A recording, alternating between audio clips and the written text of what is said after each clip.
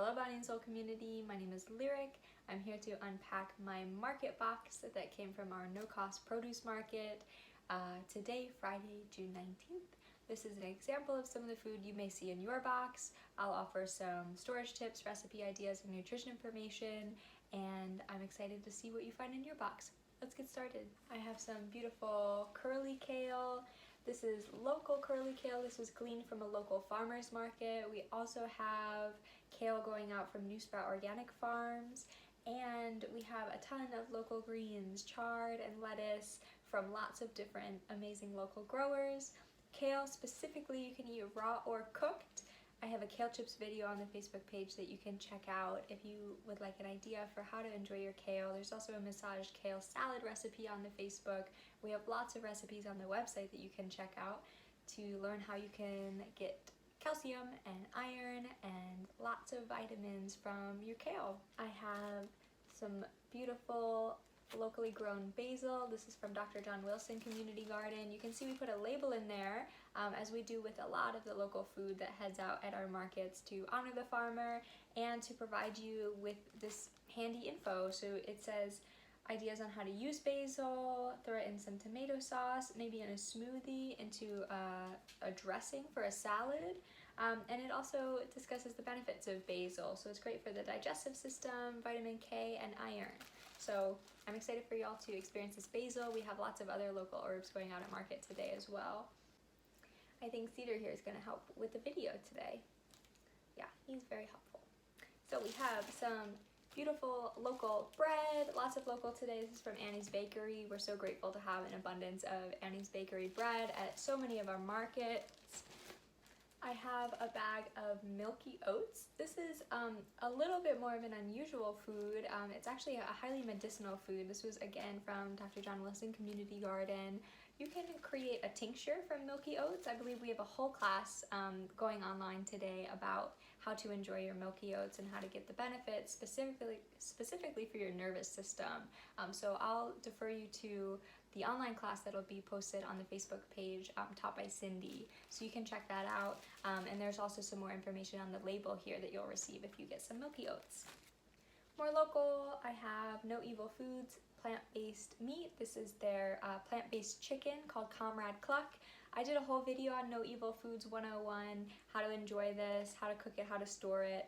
But this will last 2 to 3 weeks in the fridge. If you need it to last longer, you can put it in the freezer. And you can substitute this in a lot of the recipes that you would use chicken in. It is not gluten-free, if that is a consideration for you, but it is completely plant-based. I have some oranges. These would be great to use. What is fucking going on? I have some oranges. Oranges can be stored at room temperature. You can use the peel as a zest, and of course you can eat the inside, as you may be familiar. You can also juice these at home using like kitchen tongs. If you don't know what I'm talking about, you can check out my home juicing video on the Facebook page. I have a big bag of cherries. This is really exciting. Cherries have a lot of antioxidants. They also are known to help promote healthy, restful dreaming and sleeping. So I'll take cherry juice or eat some cherries in the evening before I go to bed. So you can try that out. You can eat cherries on their own. They just have a pit in there, so make sure you chew around the pit. You can also de-pit them and add them to salads or smoothies. You could freeze them for smoothies. Lots of different ways to enjoy cherries. I would take these out of the plastic bag and put them in a Tupperware so that they don't get too smashed around in my fridge.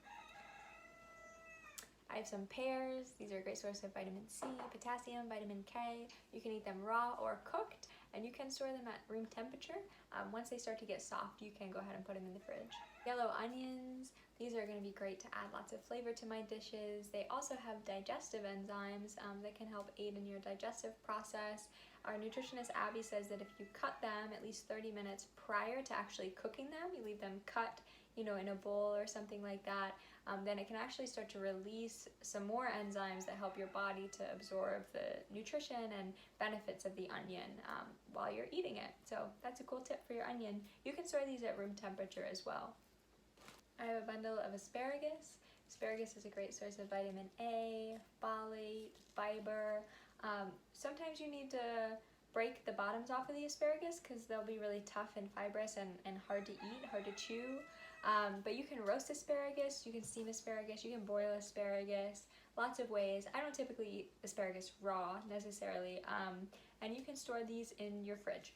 Last but not least, I have russet and red potatoes. The russet potatoes have a thicker skin than the red potatoes, so these would be great for roasting. Maybe these would be better for a mash or a potato soup.